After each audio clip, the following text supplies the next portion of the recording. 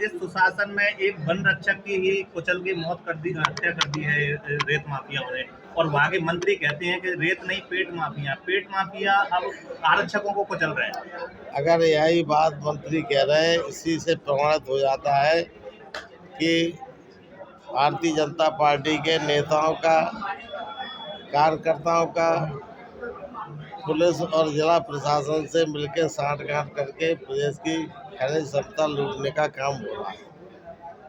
क्या इस जघन्य हत्याकांड को कांग्रेस पार्टी विधानसभा के अंदर उठाएगी? इससे पहले डॉक्टर निश्चित रूप से विधानसभा में उठाएगी, संघर्ष करेगी, सड़कों पे भी जाएगी। इससे पहले डॉक्टर साहब आईपीएस की हत्या हुई, इसके पहले 13-14 लोगों को और भी कुचल के मार दिया गया है, लेकिन क्या ऐसा कारण आपको नजर आता है कि इस पे रोक नहीं लग पा रही? ग्वालियर तक चंबल की रेत आती है। यही बात तो मैं कह रहा हूँ, हर तरह का आतंक है, किसान लोग परेशान हो रहा है, खनिज माफिया ने पूरे प्रदेश में राज्य स्थापित कर लिया है। सरकार ने खनिज माफियाओं के सामने हाथ उठाकर डकैतों के समान समर्पण कर चुकी है।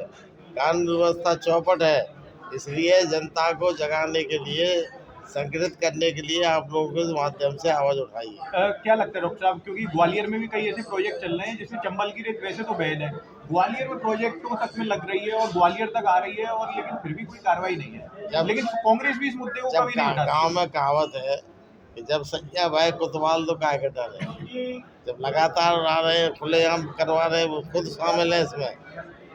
प्रशासन के लोग, भारतीय जनता पार्टी के सत्ता में बैठे हुए लोग, विधायक, मंत्री जब खुद उसमें चलवाएंगे तो फिर कौन रोकने वाला है? जब गांव में खेतों में बाढ़ लगाई जाती है सुरक्षा के लिए, जब बाढ़ ही खेत को चढ़ जाए तो फिर रखवाली कौन करे? कांग्रेस कैसे उठाएगी? कहा तो रही है कांग्रेस। डॉक्टर साहब, दतिया का जो घटनाक्रम हुआ है कि विधायकी शून्य कर दी गई, अब नरोत्तम मिश्रा जी के यहाँ मिलने पहुंचे थे प्रदेश अध्यक्ष, मतलब और बीजेपी कह रही है कि हम तो उपचुनाव की तैयारी कर रहे हैं। ये मामला दिल्ली के उच्च न्यायालय में है, इसलिए इस बारे में कुछ नहीं कहूँगा। राज्यसभा चुनाव भी आने वाली है। देखिए एक मामले